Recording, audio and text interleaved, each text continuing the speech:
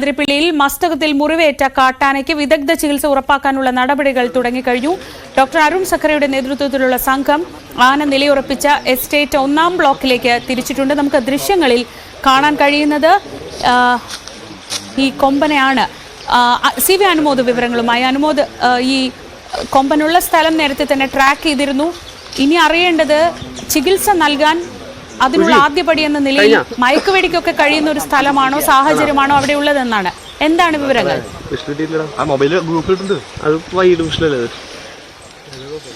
ശ്രീജ, നമ്മളിപ്പോൾ നിൽക്കുന്നത് ചാലക്കുടി പുഴയുടെ മറുവശത്താണ്, അതായത് ആന ഉള്ള ഇടത്തിന്റെ മറുവശത്ത്.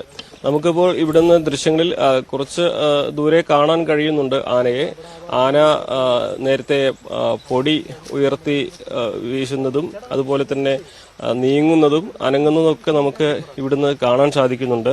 നമ്മൾ കൃത്യമായ ഒരു സുരക്ഷിതമായ അകലത്തിലാണുള്ളത്. ആന ഈ പുഴയ്ക്കക്കരെ ആ പ്ലാന്റേഷനോട് ചേർന്നുള്ള ആ തുരുത്തിലാണ് ഉള്ളത്. ഇവിടെയാണ് ഡോക്ടർ അരുൺ സഖറിയും സംഘവും ഒക്കെ നിലയുറപ്പിച്ചിട്ടുള്ളത്. നമ്മൾ നേരത്തെ കണ്ട ആ ഇടത്തുനിന്നും ഏകദേശം 1 കിലോമീറ്ററോളം ദൂരെയാണ് ഇപ്പോൾ ഈ ആന നിലയുറപ്പിച്ചിട്ടുള്ള തുരുത്ത്. ഇവിടെ ഫോറസ്റ്റ് ഉദ്യോഗസ്ഥരും അതുപോലെ തന്നെ അരുൺ സഖറിയ്ക്കൊപ്പമുള്ള വിദഗ്ധരും എല്ലാം തന്നെ എത്തിച്ചേർന്നിട്ടുണ്ട് ഈ മേഖലയിൽ.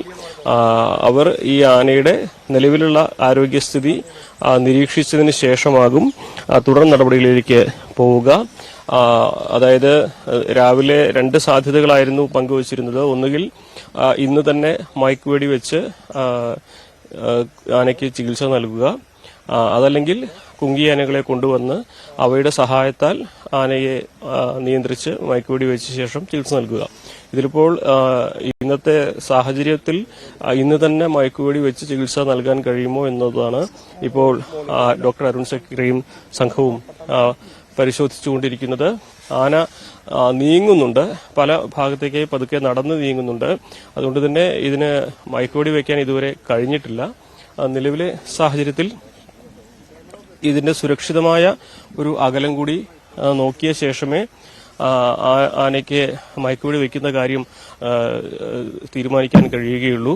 കാരണം ഇത് പുഴയുടെ തൊട്ട് അടുത്താണ്. ഒരുപക്ഷെ വെടിയേൽക്കുമ്പോൾ ആന മുന്നോട്ട് പോകാനോ ഓടാനോ ഒക്കെ ഉള്ള ഒരു സാധ്യത കാണുന്നുണ്ട്. അങ്ങനെയാണെങ്കിൽ ഈ പുഴയും നമുക്ക് ഓടിയെത്താൻ കഴിയാത്തൊരു ടെറൈനുമാണ് ഇവിടെ ഉള്ളത്. അതിൽ ചില റിസ്ക് ഉണ്ട്. ഇപ്പോൾ ആന തുമ്പിക്ക ഉയർത്തി മുകളിലേക്ക് പൊടിയെറിയുന്നതിന്റെ കാഴ്ചകളൊക്കെ നമുക്ക് ഇവിടെ നിന്നും കാണാൻ സാധിക്കുന്നുണ്ട്. അപ്പോൾ ഇതുവരേക്കും ആനയെ മയക്കുവെടി വെച്ചിട്ടില്ല എന്ന് വേണം നമുക്ക് വിലയിരുത്തുവാൻ. എന്താണെങ്കിലും സുരക്ഷിതമായ അകലത്തിൽ അരുൺ സഖറിയും സംഘവും ഇവിടെ നിലയുറപ്പിച്ചിട്ടുണ്ട്. ഇന്ന് തന്നെ ആനയ്ക്ക് ചികിത്സ നൽകാൻ കഴിയും എന്നൊരു പ്രതീക്ഷ തന്നെയാണ് അവർ പങ്കുവച്ചിട്ടുള്ളത്. ഈ ആനയുടെ മുറിവ് അത് ദിവസങ്ങളോളം പഴക്കമുണ്ട്. എത്രമാത്രം പഴുപ്പുണ്ട് എന്നുള്ളത് കൃത്യമായിട്ട് പറയാൻ അറിയില്ല. കാരണം നമ്മൾ ആനയെ കാണുമ്പോഴൊക്കെ അത് മണ്ണ് വാരി എറിഞ്ഞ് ആ മുറിവ് മൂടിയ അവസ്ഥയിലാണുള്ളത്. അതുകൊണ്ട് തന്നെ പഴുപ്പ് എത്രമാത്രം ഉണ്ട് എന്നുള്ള കാര്യങ്ങളൊക്കെ കുറെ കൂടി അടുത്ത് നിന്ന് നിരീക്ഷിച്ചാൽ മാത്രമേ മനസ്സിലാക്കാൻ കഴിയുകയുള്ളൂ. അപ്പോൾ അതുകൂടി അറിഞ്ഞ് ചികിത്സ നൽകുക എന്ന ഉദ്ദേശമാണിപ്പോൾ ദൗത്യസംഘത്തിനുള്ളത്. ആന പൊടി തുടർച്ചയായി വാരി എറിയുന്നതിന്റെ കാഴ്ചകൾ നമുക്ക് ഇവിടുന്ന് കാണാൻ കഴിയും. തുമ്പിക്ക ഉപയോഗിച്ച് പൊടി വാരി എറിയുന്നത് നമുക്ക് ഇവിടുന്ന് നോക്കുമ്പോൾ കാണാൻ കഴിയുന്നുണ്ട്. ഒരുപക്ഷെ ഈ ആനയ്ക്ക് മുറിവ് എങ്ങനെ ഏറ്റു എന്നുള്ളതും വലിയ എങ്ങനെ എന്നുള്ളതും കണ്ടെത്തേണ്ടതുണ്ട്. ഇന്ന് രാവിലെ നമ്മൾ അരുൺ സഖറിയായിട്ട് അതിനുശേഷം DFOയോട് സംസാരിച്ചപ്പോൾ വെടിയേറ്റതാകില്ല, ആനകൾ കുത്തുകൂടിയപ്പോൾ കൊമ്പ് കൊണ്ടതാകാനുള്ളൊരു സാധ്യത ഉണ്ട് എന്ന വിലയിരുത്തലാണ് അവർക്കുള്ളത്. ആ മുറിവിന്റെ സ്വഭാവവും മറ്റും കണക്കിലെടുക്കുമ്പോൾ അത്തരത്തിലാണ് മനസ്സിലാക്കാൻ കഴിയുന്നത്. പക്ഷെ അത് ആധികാരികമായിട്ട് ഈ പരിശോധനകൾ കഴിഞ്ഞതിന് ശേഷം മാത്രമേ പറയാനാകൂ. എന്നിരുന്നാൽ പോലും അതിനാണ് ഒരു സാധ്യതയുള്ളത്. കാരണം ആനകളുടെ പ്രജനനകാലമാണിപ്പോൾ. ആ ഒരു സമയത്ത് കൊമ്പന്മാർ തമ്മിൽ ഏറ്റുമുട്ടുന്നത് സാധാരണയായി കാട്ടിലുണ്ടാകുന്ന ഒരു കാര്യമാണ്. അപ്പോൾ ആ കാര്യം കൂടി കണക്കിലെടുത്തുകൊണ്ടാണ് ഒരുപക്ഷെ കുത്തുകൂടുന്നതിനിടയിലാകാം ഈ ആനയ്ക്ക് ഇങ്ങനെ പരിക്കേറ്റത് എന്നും വിലയിരുത്തുന്നത്. ഈ ആന ഈ ഒരു മേഖലയിലുള്ളതല്ല, മറിച്ച് മറ്റ് ഇതിനോട് ചേർന്നുള്ള മറ്റ് വനമേഖലകളിൽ നിന്നും വന്നതാകാനാണ് സാധ്യത എന്നും DFO പറയുന്നു. എന്താണെങ്കിലും ആനയെ ഇപ്പോൾ സുരക്ഷിതമായ അകലത്തിൽ ലൊക്കേറ്റ് ചെയ്തിട്ടുണ്ട്. ഈ ആനയ്ക്ക് എപ്പോൾ മയക്കുവെടി വയ്ക്കും, എങ്ങനെയായിരിക്കും തുടർ ചികിത്സ എന്നൊക്കെയാണ് നമ്മളിനി കണ്ടറിയേണ്ടത്. എന്താണെങ്കിലും ഈ ആനയുടെ ജീവൻ രക്ഷിക്കുക.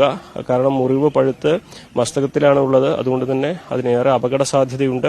ജീവൻ നഷ്ടപ്പെടാനുള്ള സാധ്യതകൾ വരെ ഉണ്ട്. അപ്പോൾ എത്രയും വേഗം അതിന് ചികിത്സ നൽകുക, അതിന്റെ ജീവൻ രക്ഷിക്കുക എന്ന ലക്ഷ്യം മാത്രമാണ് വനംവകുപ്പിന് മുമ്പിൽ ഇപ്പോഴുള്ളത്. അതിനാവശ്യമായ നടപടികളാണ് ഇപ്പോൾ ഡോക്ടർ അരുൺ സക്കറിയും സംഘവും സ്വീകരിക്കുന്നത്.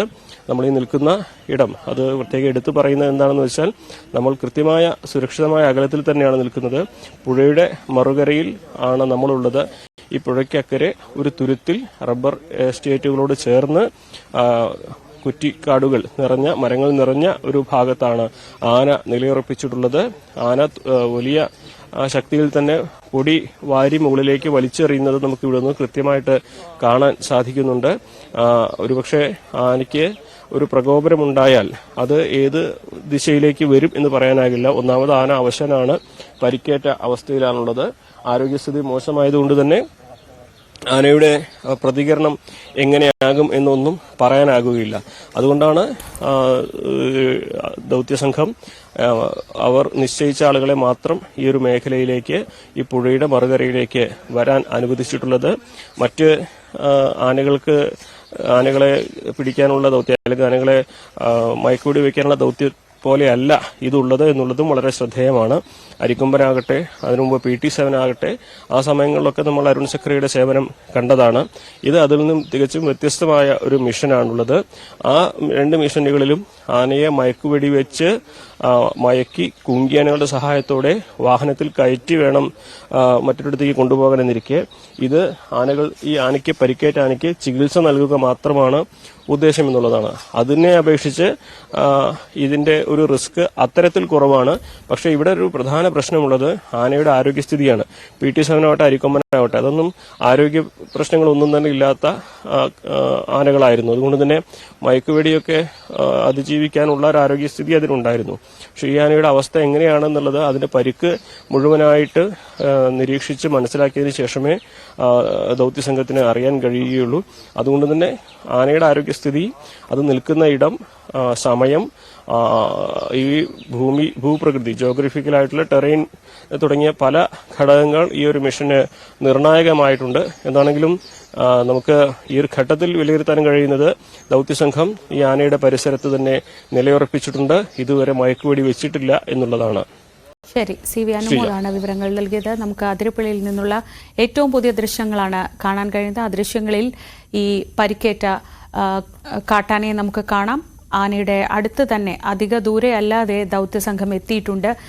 മയക്കുവെടി വെച്ച് മയക്കിയ ശേഷം ഈ ആനയ്ക്ക് ചികിത്സ നൽകാനാണ് ആലോചിക്കുന്നത്. പക്ഷേ അപ്പോഴും പ്രതിസന്ധി തീർക്കുന്ന ഘടകങ്ങൾ, നേരത്തെ അനുമോദ് പറഞ്ഞതുപോലെ തന്നെ ഭൂപ്രകൃതി, ഒപ്പം ആനയുടെ ആരോഗ്യാവസ്ഥ, ഇതൊക്കെയാണ്. ഇതിനെ അതിജീവിച്ച് ഈ ആനയുടെ ജീവൻ രക്ഷിക്കാൻ സംഘത്തിന് കഴിയുമെന്ന് തന്നെ നമുക്ക് പ്രതീക്ഷിക്കാം.